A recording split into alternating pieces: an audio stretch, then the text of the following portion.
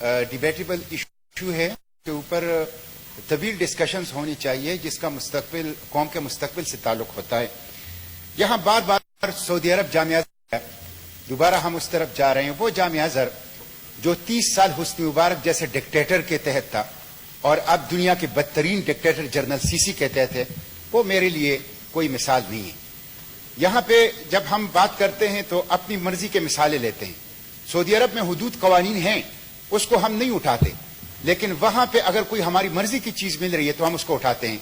Mister chairman, خاندانی منصوبندی کا جو نظریہ ہے میں ایوان کے سامنے بتانا چاہتا ہوں کہ سب سے پہلے یہ نظریہ پیش کس نے کیا. یہ سب سے پہلے ایک مغربی دانشور تھے مالتس، اس نے پیش کیا اور اس نے یہ کہا تھا کہ جس رفتار سے آبادی بڑھ رہی ہے اس رفتار سے غذائی اجناس، غلجات، اس کی ایک وقت ایسا آئے گا کہ دنیا کا جغرافیہ بھی کم ہو جائے گا اور اس کے ساتھ ساتھ دنیا کے اوپر جو انسانوں کے لیے وسائل ہے وہ بھی کم ہو جائیں گے. 100 سال پہلے یہ مالتس نے نظریہ دیا تھا.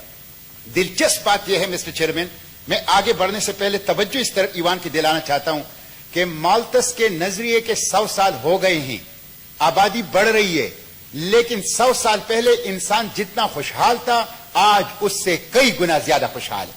خود موجودہ حالات نے مالتس کے نظریے کو غلط ثابت کر دیا ہے. اریگیشن کے نئے ذرائع آ گئے، ہائیبرڈ تخمیں آ گئی اور پیداوار کے نئے نئے طریقے آ گئے، بیماریوں سے لڑنے کے نئی نئی دوائیاں اور ٹیکنیک ایجاد ہو گئی اور انسانی آبادی زیادہ سیکیور اور محفوظ ہو گئی. تو یہ 100 سال پرانا ازکار رفتہ نظریہ ہے جو تاریخ کے کوڑے دان کے نظر ہو چکا ہے. اس کو میں سمجھتا ہوں اس ایوان کا وقت اس پہ ضائع نہیں کرنا چاہیے. ایک بات. دوسری بات یہ ہے، آپ چین کی مثال لیجئے. ڈینگ زیاؤ پنگ نے جو نئی چین کا بانی ہے اس نے 1985 میں سنگل چائلڈ پالیسی اپنائی. مسٹر چیئرمین، میں چائنا کے اسٹیٹ گیسٹ تھا 1 مہینے کے لیے کمیونسٹ پارٹی آف چائنا کی دعوت پہ. 1 مہینہ میں نے چائنا میں گزارا اور یہ میں اپنے ملاقات کی مشاہدات آپ کے سامنے بیان کر رہا ہوں. وہ کہہ رہے ہیں کہ 1985 سے سنگل چائلڈ پالیسی اپنانے کے بعد ہماری آبادی کیسے کم ہو گئی؟ ہماری آبادی اس ایکویشن سے کم ہو گئی، 4 = 2 = 1. 1985 میں اگر نانا نانی اور دادا دادی تھے، نانا نانی نے ایک بیٹی پیدا کی، دادا دادی نے ایک بیٹا پیدا کیا، تو 4 سے 2 ہو گئے. ان 2 کو 1 کی اجازت تھی تو وہ 2 سے 1 ہو گئے، تو 4 = 2 = 1. تو آج کا جو چائنا شخص ہے، نہ اس کی چچا ہے، نہ اس کا ماموں ہے، نہ اس کا پپو ہے، نہ اس کی کوئی سوشل لائف ہی نہیں ہے. وہ فارمی مرغ کی طرح ہے، وہ برائلر ہے. انسانی زندگی کے لیے صرف دولت نہیں چاہیے، صرف ٹیکنالوجی نہیں چاہیے، انسان کو معاشرت چاہیے، انسان کو سوشل لائف چاہیے. وہ سوشل لائف انہوں نے کھل کر دی ہے، وہ روبوٹس کی صورت میں آج رہے ہیں. مجھے چائنا کے شنگائی جو سب سے بڑا شہر ہے اس کے میئر نے بتایا کہ ہم انسینٹیو دے رہے ہیں کہ آپ دوسرا بچہ پیدا کریں، تیسرا بچہ پیدا کریں، ٹیکس ایگزیمپشن ہوگا، بچوں کی تعلیم مفت ہوگی، صحت کے اندر ہم رعایت دیں گے.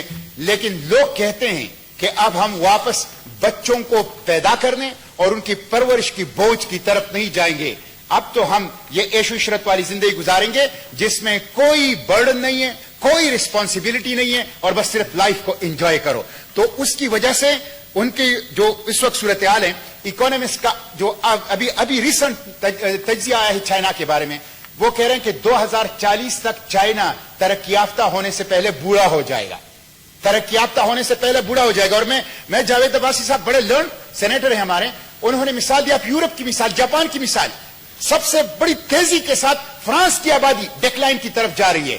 وہ جو آبادکار ہیں، یہاں سے لوگ جا رہے ہیں، ایشیا سے لوگ جا رہے ہیں، وہ اپنا نظام اور اس کے اوپر چلا رہے ہیں. مسٹر چیئرمین، پاکستان کی میں بات کر رہا ہوں. ابھی UNDP کی ریسنٹ رپورٹ آئی ہے. UNDP کی رپورٹ کے مطابق 64% پاپولیشن پاکستان میں بلو 30 ہے اور جو 15 سال سے 29 سال کی ایج بریکٹ ہے، ایسی آبادی جو ایکسٹریم ایسٹ ہے ہمارا، وہ 29% ہے. پاکستان کو نوجوانستان کہا جاتا ہے، پاکستان کو ینگستان کہا جاتا ہے. یہ بہت بڑا ایسٹ ہے، یہ ہماری خاندانی نظام کا دین ہے.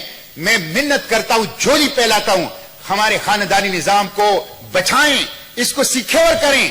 یہ جو زبردستی آپ تحدید آبادی کرنا چاہتے ہیں، آبادی کو کم کرنا چاہتے ہیں، اس کے ذریعے سے اس کو خراب نہ کریں. اس کے جو تحدید آبادی ہے اس کے دو امپلیکیشن سے میں آپ کے سامنے رکھنا چاہتا ہوں. ایک تو اس کا اخلاقی اور سماجی پہلو ہے. اخلاقی اور سماجی پہلو یہ ہے کہ خاندانی نظام فیملی سسٹم کولیپس ہو جاتا ہے, بے حیائی بڑھ جاتی ہے معاشرے کے اندر, اور سنگل پیرنٹ چلڈرن وہ معاشرے میں رواج پاتے ہیں. وہ ساری یہ ہمیں یورپ کے اندر اور جہاں جہاں تحدیدی آبادی کے تجربے ہوئے ہیں وہاں ہمیں نظر آ رہا ہے. دوسرا ہے کہ معیشت کے اوپر فوری طور پر تو آپ کو معیشت وہ فلرش ہونی نظر آتی ہے, لیکن ان دا لانگ رن آپ کے پاس کام کرنے والے لوگ ختم ہو جاتے ہیں, آپ کو یوتھ نہیں ملتی, آپ کی قوم جو ہے وہ بوڑھوں کی قوم بن جاتی ہے جیسے جاپان کے اندر اور یورپین ممالک کے اندر ہوتا ہے. تو اس لیے اس کا فوری طور پر تو اخلاقی اور سماجی جو مضمرات ہیں اور اس کا دور رس جو ہیں وہ ملک کی اور ریاستوں کی معیشت کے اوپر ہیں. مسٹر چیئرمین, میں سمجھتا ہوں کہ ہم دو کام اگر کریں تو ہمیں تحدیدی آبادی کی زبردستی ضرورت نہیں پڑے گی. نمبر ایک, وسائل کا درست اور منصفانہ استعمال. جس ملک میں 12 ارب روپے کی روزانہ کرپشن نیشنل اکاؤنٹیبلٹی بیورو کے مطابق ہوتی ہے, وہاں مسئلہ آبادی نہیں ہے, وہاں مسئلہ کرپشن ہے. وہاں مسئلہ آبادی نہیں ہے, وہاں غیر منصفانہ تقسیم ہے وسائل کا. یہ پانی کا مسئلہ جو بیان کیا ہے, بین الاقوامی ادارے کہہ رہے ہیں کہ پاکستان کی جو پانی کم ہو رہا ہے وہ مس یوز کی وجہ سے کم ہو رہا ہے. ایسا نہیں ہے کہ ہماری آبادی کی وجہ سے کم ہے, ہم پانی کو ضائع کر رہے ہیں, ہم پانی کو سٹور نہیں کر رہے ہیں, ہم قدرت کی اس نعمت کا جو ہے وہ کفرانی نعمت کر رہے ہیں اس وجہ سے. تو نمبر ایک, وسائل کا درست استعمال اور منصفانہ استعمال وسائل کا اگر کیا جائے.